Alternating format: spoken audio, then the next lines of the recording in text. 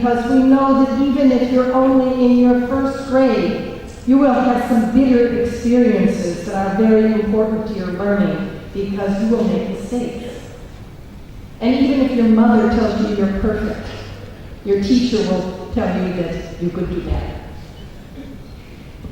But it's also embedded in deeply in Muslim theories of education, which I've tried to look at. Now I'm limited by the fact that I do not speak Arabic, much less Bahasa Malay. But when you look at Rumi, I think Rumi's ideas are very critical because, again, they point to the complexity of the work that we do. In order to become wise, we have to become bewildered. That's the absence of a straight line between teaching and what we want for students. And I particularly like the second quote here, out beyond ideas of wrongdoing and right-doing, what we think we know, the things that we think are true or not true, there's a field, and I'll meet you there. That's where we have our most productive learning moments, when we question what we know, what is right, what is wrong. So we have a complex process that philosophies in every part of the world have tried to capture as a sense of, in order to know, we need to not know. In order to learn, we need to be exposed to failure, not success. So we need a complex system to think about that, and many of the proposals, and I would not include lesson study, which I would say is a complex solution to a complex problem. We need to think about this in I think, a more difficult way than we have been doing.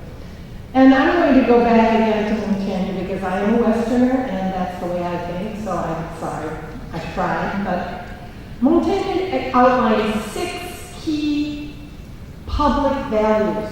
He didn't call them that. 6 purposes of education and the way they contribute to society.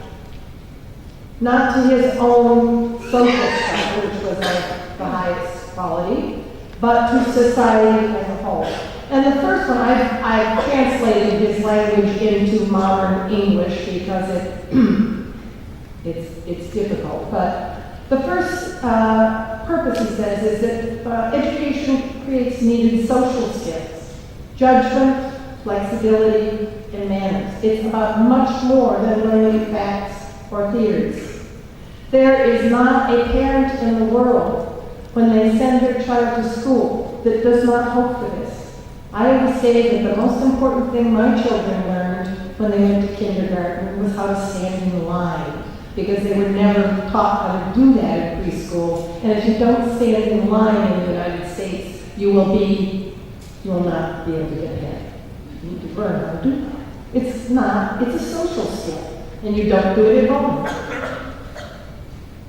Now, this is also reflected in Eastern thought. Confucius says that the purpose of education is Chun, I will not pronounce that correctly, Chun Tzu, which is gentlemanly, but the idea behind it is not to create, like Plato thought, a philosopher king, but to cultivate character through observation, through study, through reflection.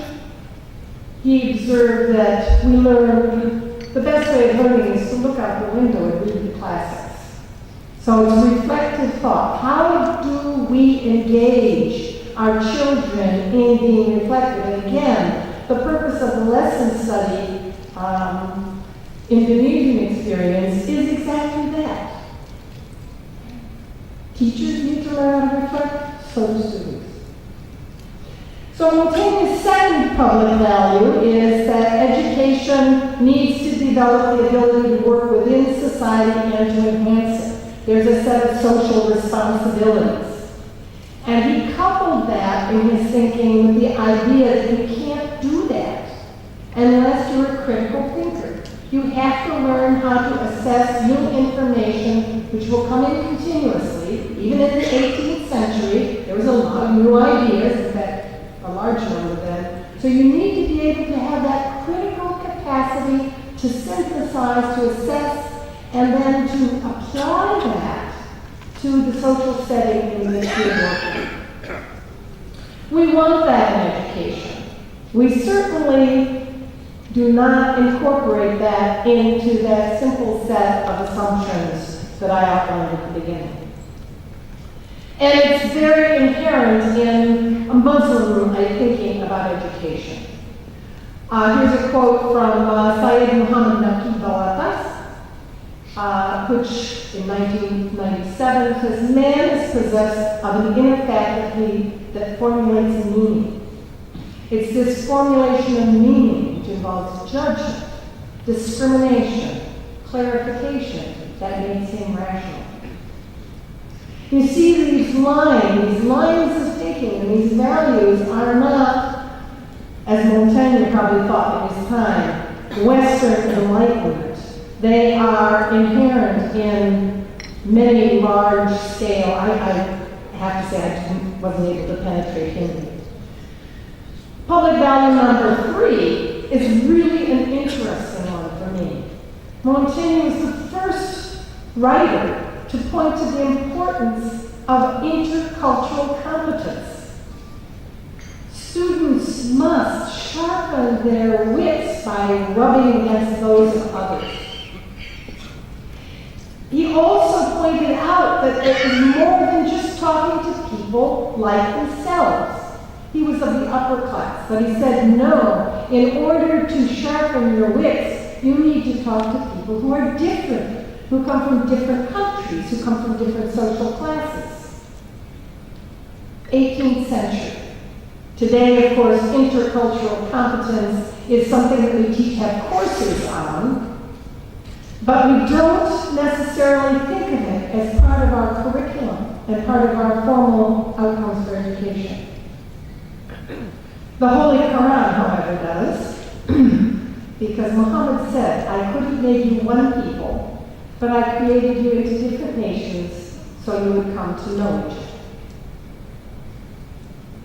That's a profound statement of the idea that we can be one, but we must respect the fact that even as one, we are different and we learn from our differences. And in a country like Indonesia, which has so many different languages and cultures in its 1,500 islands, I'm sure that people who are here from Indonesia really understand this. His public value number 4 is becoming strong, something that has practically disappeared from American schools because as we focus more on reading and arithmetic and science, the amount of time that there is for physical education is disappearing. So that what was once mandatory, I could not graduate from high school unless I could swim the length of the pool. That's not a requirement any longer. So perhaps the new generations are more likely to drown, but the point is that misfortune, ill health can be visited on anybody, and it is our responsibility to learn how to take care of ourselves physically and mentally, as well as to develop and sharpen our wits. That is also part of the thinking of Eastern studies, where the reflective practice is incorporated into athletic practice through martial arts. Public value number 5, I think, is a very interesting one. You have to become modest, curious, reflective, because without that, you can have all the knowledge in the world and nothing will change. Again, the lesson study that we had just before this presentation is an example of that. And again, Confucius says, basically, that ignorance is the willful or neglect, refusal to acquire knowledge. We sometimes train people, I think, who believe that if they have scientific expertise or mathematical expertise, that they have the knowledge that they need. Yet, when we see in the United States, the largest proportion of people enrolling in our 2-year higher education sector are people who already have 4-year degrees. They have bachelor's degrees already, master's degrees, but they need to go back. They know they are ignorant in some area that they want to learn, and that's the cheapest way to do it. And this is your final public value defined in that century: developing loyalty and a sense of public duty, civic engagement. People need to be prepared to take their place as leaders in society and active members of their development. This is fundamental to Islamic education. I'm not going to read this whole quote, but the idea is that one must find a balance in one's life between the individual, the society, the world, and there's a mutual integration. So in order to be a good Muslim, you must be engaged in your community, in your society. It is part of your obligation. So these are the enduring values. They were articulated, have been articulated centuries ago. They are what most parents and most policymakers expect today, even if they don't say it. This is what they want. When I pose these to an American audience of policymakers, they say, of course, that's what we expect schools to do. But we don't measure. So how can we cut through this fog of a persistent emphasis on one kind of learning to incorporate all these other public values that our stakeholders, the people who are out there consuming our research, expect us, and our innovative practices expect us to produce? I am going to propose a couple of solutions. The first is, I think we need to remind ourselves that, and it doesn't matter how you define democracy. I can define democracy as it looks in the United States or in the Netherlands, but also as it looks in countries which some people would not think of as democratic, but which I would, because there's a high level of civic engagement in the formulation of public policy. And I'm looking here at an Indonesian classroom. I took this picture in 2007 when I was here working on a project which started about the same time as the lesson study project, which was called PMRI. It was a mathematics project, and it was a public value initiative. The assumption underlying is that Indonesian democracy can't be strong unless children use and understand mathematics. And they won't. They won't unless they enjoy it. So you have to change our teaching of mathematics in order to create a strong democracy. And of course, you cannot possibly read a newspaper these days intelligently if you do not have an understanding of basic statistics. In a U.S. perspective, Amy Gutman is the president of Princeton University and a renowned educational philosopher. And she argues that the fundamentally most important role of education is to teach people to respect human dignity and to encourage them to accept their responsibility for politically cooperating and sustaining society. That's a skill. It is a predisposition. It is not something we are born knowing how to do.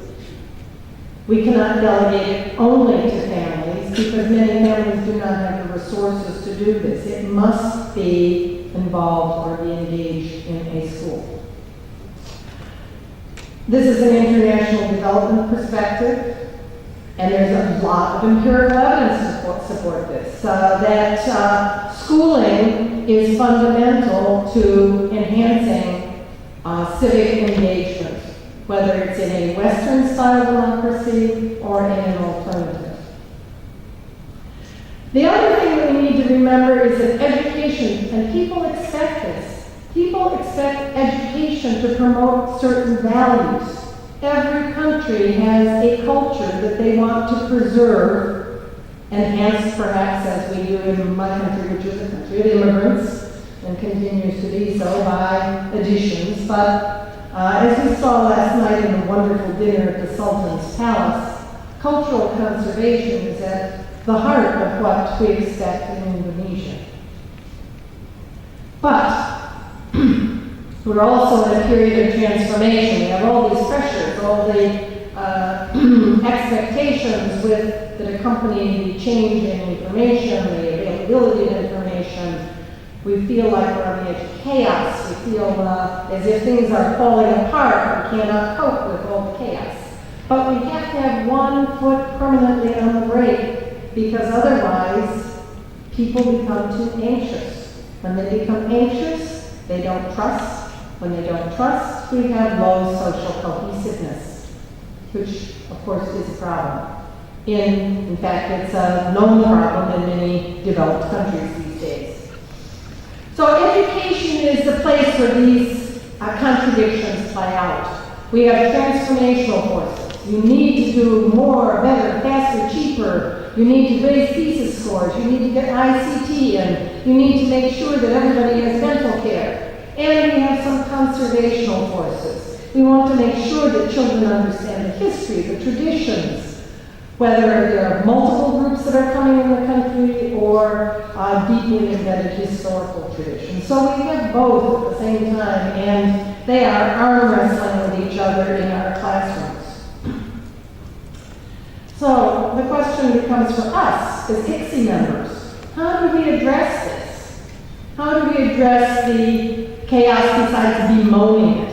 How do we understand when these countervailing pressures and these multiple expectations from multiple stakeholders, when do they leave us, teachers, higher education for that matter, stasis, paralysis? I can't move, I can't change. When do they encourage us to change? When do they lead us to lack of trust? I win, you lose versus cooperation. When do people become confused, withdraw? How do we in education address these very different forces that we're coming up against? I think that we need then, as ICSE, as people who think about this and have, in fact, the luxury for most of us of having the kinds of jobs that allow us to come for a week to an international conference, to learn things, to be challenged, to go away with ideas that we didn't have before. We are obligated, I think, to think about these public value questions that are at the heart of our work. And there are some challenges in that. I'm going to talk about 3 contemporary challenges and then pull those into the ICSE model, and then I think we should all feel as if we have had more than enough to think about. The first one is, this is new. Montaigne never talked about this. In fact, the whole question of what is the role of education in creating social equity is a newish question. It really did not arise seriously until, in my country at least, until the 1960s. In other countries, it's even more recent. I think the international organizations like OECD bring this to the fore, as do the international tests. And I don't want to talk about this too much. There's a lot of research that's going on this, and a lot of it is being done by people who are in this room or who should be, but we're too tired to travel to Indonesia. And I think the questions we have to ask is, what are we talking about? We need to think about what we're talking about. Are we talking about equality of opportunity? So, for example, in India, they reserve places for the Dalits in higher education because they have been traditionally discriminated against. That's opportunity. Equality of outcomes. Are we going to judge ourselves by whether or not we're closing gaps in achievement between students from lower socioeconomic families and higher? Do we have global equality standards? Are we going to look at each other and say, your educational system is not as good at producing equity as our global educational system? Or are we going to begin to talk about some of the complexities underlying the equity discussion? Right now, I think it's been far too simplistic. A second challenge I think that faces us as we think about public value has come up a number of times, and you've seen as an arena that particularly a lot of people in the 3P network have been involved in, but it's come up again and again in a variety of areas, which is that schools are no longer isolated entities. We are responsible for cognitive outcomes and any other sort of these social outcomes. Those belong to other institutions. So we're good. We can teach people how to do mathematical calculations, but goodness preserve us from being responsible for developing citizens, engaged citizens, or people who have intercultural competence. But this is not a new conversation. This is a quote I found from a 1916 publication in the United States, which said that school leaders, basically, I'm not going to read it to you, the gist of this quote is that school leaders have a responsibility for developing the community. It's what they did to develop and help people to develop social capital and arrangements among themselves before the community could be improved.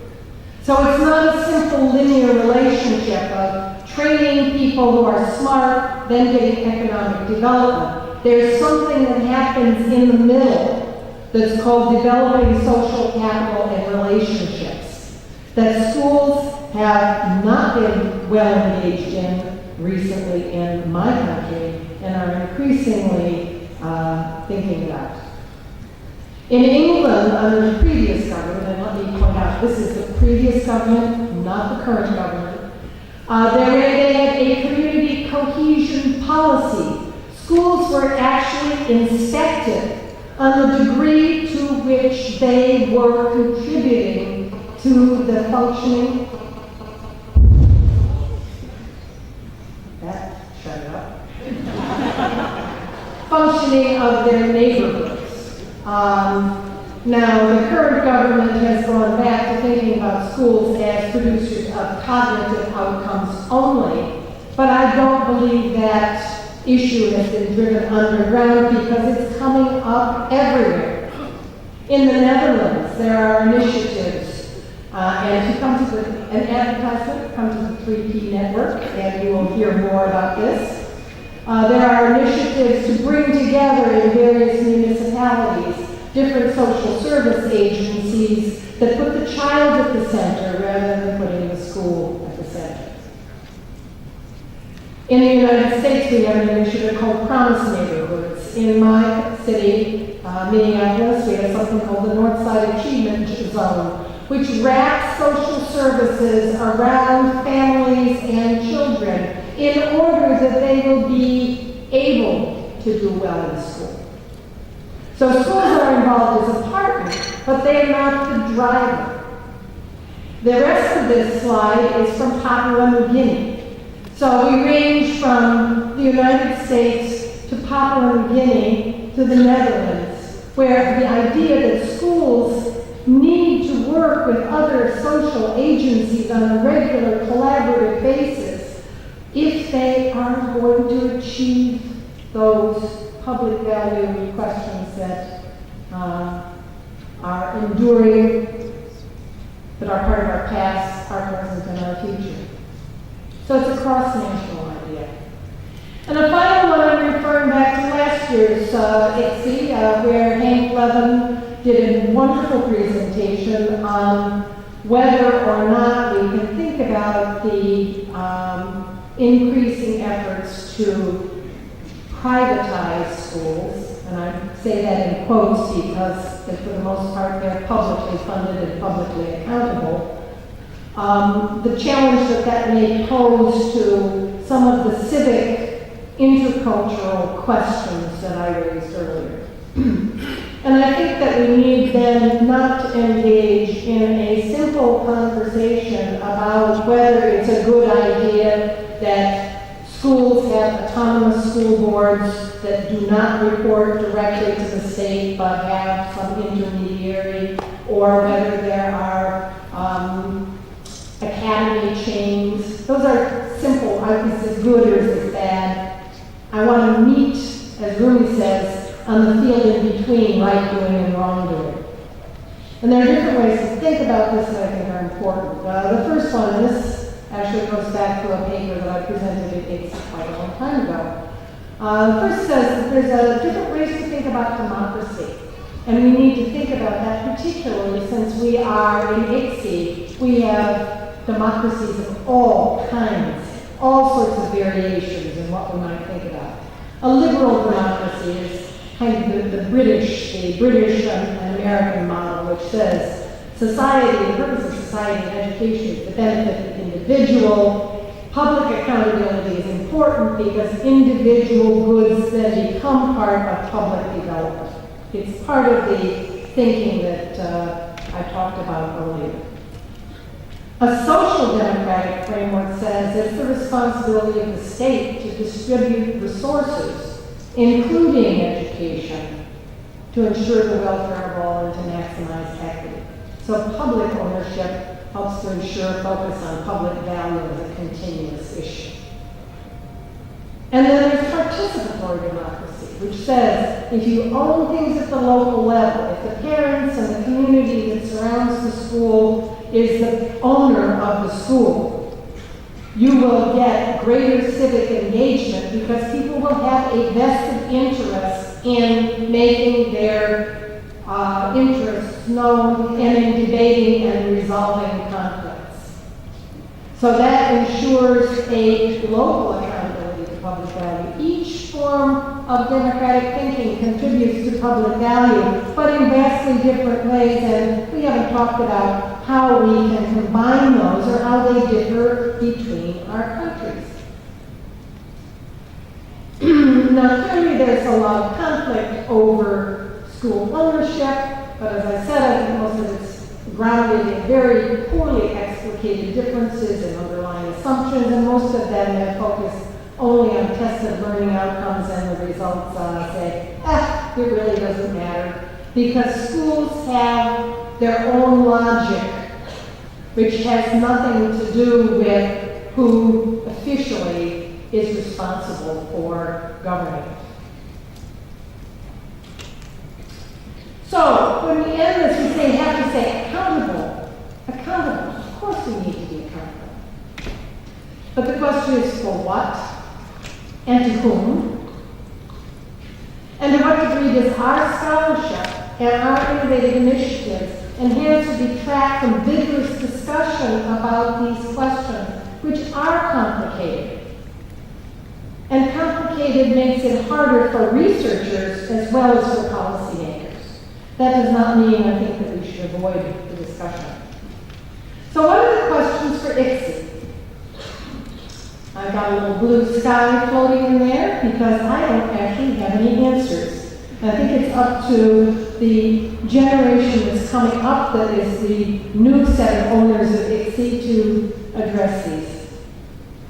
So I think the biggest question is how will school effectiveness and school improvement continue to be relevant as these additional questions of public value burble up in the conversation, as they are in many countries. One of the people, for example, in the United States who was most avid public intellectual supporting testing and accountability, her name is Diane Ravitch, has completely turned around and said, this is the worst thing that's ever happened to public education in the United States. We need to go back to some of these much more fundamental values. She has a better stage than I do, so her voice is heard more loudly. She's also even ruder than I am, so she provokes a lot of controversy. I encourage anybody who likes to read English to look at her blog. They will find that their views are insulted along with everyone else's. The second one is, what are the new directions for our work as scholars, as program designers, as policy advocates? We are a mixed audience here. We are researchers. We are research to practice people. We are people who formulate programs and want people to then come and study them and ask if they work. We are policymakers who want to make sure that our decisions that we make in our government's activities are at least reasonable, if not research-based. So here's one question I ask. What benefits can or should communities and individuals expect to obtain from supporting education? If we continue to look only at the things, and when I'm being a school effectiveness researcher for at least part of my work, I have done this my whole life.